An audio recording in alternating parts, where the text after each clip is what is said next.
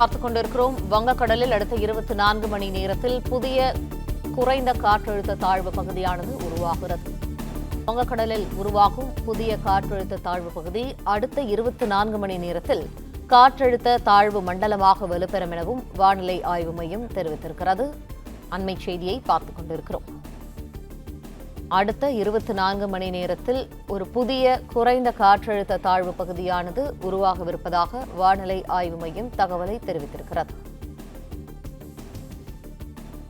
புதிய காற்றழுத்த தாழ்வு பகுதி அடுத்த 24 மணி நேரத்தில் காற்றழுத்த தாழ்வு மண்டலமாக வலுப்பெறும் என வானிலை மையம் தெரிவித்திருக்கிறது.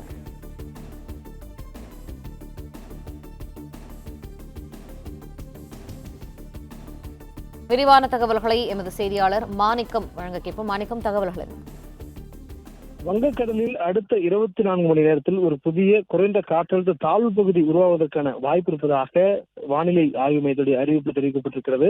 அதாவது 22ஆம் தேதி தென்கிழக்கு வங்கக்கடல் பகுதிகளில் ஒரு புதிய குறைந்த காற்றழுத்த தாழ்வு பகுதி உருவாவதற்கான வாய்ப்பு இருப்பதாகவும் அது தொடர்ந்து மேற்கு வடமேற்கு திசையில நகர்ந்து 24ஆம் தேதி வாக்குல காற்றழுத்த தாழ்வு மண்டலமாக வலுவடையும் எனவும் வானிலை ஆய்வு தெரிவித்திருக்கிறாங்க.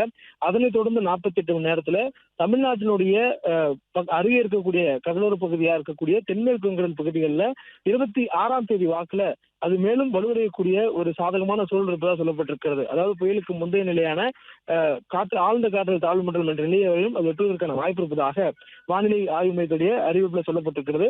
மேலும் தற்போதைய சூழல்ல அதனுடைய நகர்வு என்பது மேற்கு வடமேற்கு திசையிலேயே தொடர்ந்து நீடிக்கும் என்பதுதான் வானிலை ஆய்வும் தற்போது வெளியிட்டிருக்கக்கூடிய ஒரு தகவலாகவும் இருக்கிறது.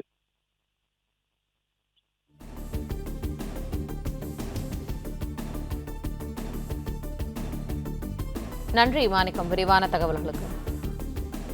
பிளே ஸ்டோர் மற்றும் ஆப் ஸ்டோரில் இருந்து பாலிமர் செயலியை QR கோடு மூலம் பதிவிறக்கம் செய்யுங்கள்.